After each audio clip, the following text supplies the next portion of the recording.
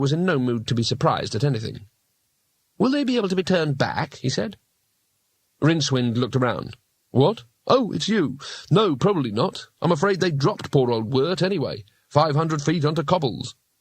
Will you be able to do anything about that?" "Make a nice rockery." Rincewind turned and waved at the workman. "You're very cheerful," said Two-Flower, a shade reproachfully. "Didn't you go to bed?"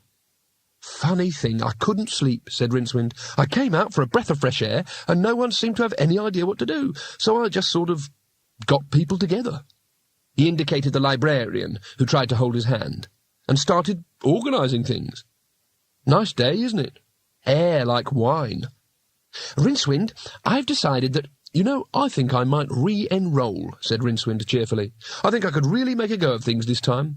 I can really see myself getting to grips with magic and graduating really well.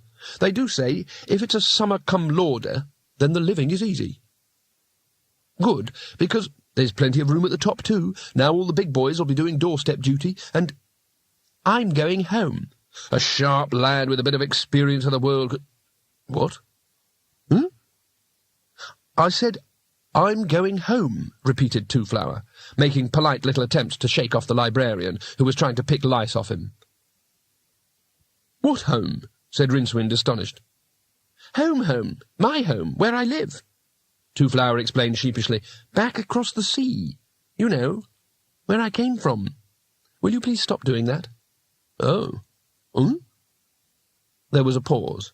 Then Two-Flower said, "You see, last night it occurred to me. I thought, well, the thing is, all this travelling and seeing things is fine, but there's also a lot of fun to be had from having been. Sticking all your pictures in a book and remembering things." "There is?" "Oh, yes. The important thing about having lots of things to remember is that you've got to go somewhere afterwards where you can remember them, you see. You've got to stop. You haven't really been anywhere until you've got back home. I think that's what I mean." Rincewind ran the sentence across his mind again. It didn't seem any better second time round. "Oh," he said again. "Well, good, if that's the way you look at it. When are you going, then?" "Today, I think. There's bound to be a ship going part of the way." "I expect so," said Rincewind awkwardly. He looked at his feet. He looked at the sky. He cleared his throat. "We've been through some times together, eh?" said Two-Flower, nudging him in the ribs. "Yeah," said Rincewind, contorting his face into something like a grin. "You're not upset, are you?" "Who, me?" said Rincewind. "Gosh, no. 101 things to do." "That's all right, then. Listen, let's go and have breakfast, and then we can go down to the docks." Rincewind nodded dismally, turned to his assistant, and took a banana out of his pocket. "You've got the hang of it now. You take over," he muttered.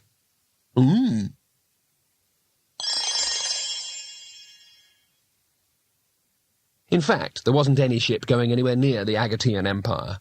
But that was an academic point, because Two-Flower simply counted gold pieces into the hand of the first captain with a halfway clean ship, until the man suddenly saw the merits of changing his plans.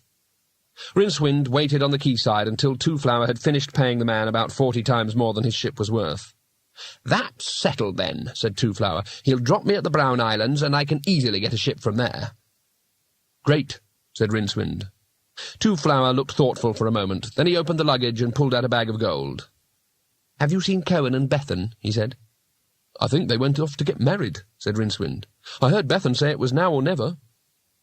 "Well, when you see them, give them this," said Two-Flower, handing him the bag. "I know it's expensive setting up home for the first time." Two-Flower had never fully understood the gulf in the exchange rate. The bag could quite easily set Cohen up with a small kingdom. "I'll hand it over first chance I get," he said, and to his own surprise realized that he meant it. "Good. I've thought about something to give you, too." "Oh, there's no—" Two-Flower rummaged in the luggage and produced a large sack. He began to fill it with clothes and money and the picture box, until finally the luggage was completely empty. The last thing he put in it was his souvenir musical cigarette box with the shell-encrusted lid, carefully wrapped in soft paper. "It's all yours," he said, shutting the luggage's lid. "I shan't really need it any more, and it won't fit in my wardrobe anyway." "What? Don't you want it?" "Well, of course, but it's yours.